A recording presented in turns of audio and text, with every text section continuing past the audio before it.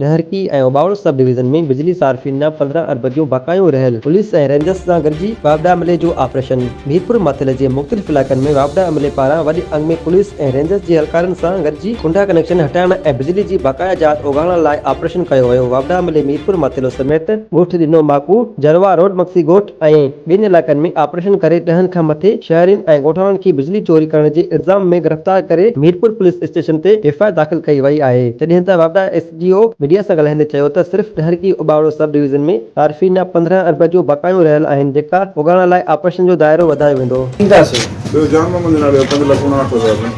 payment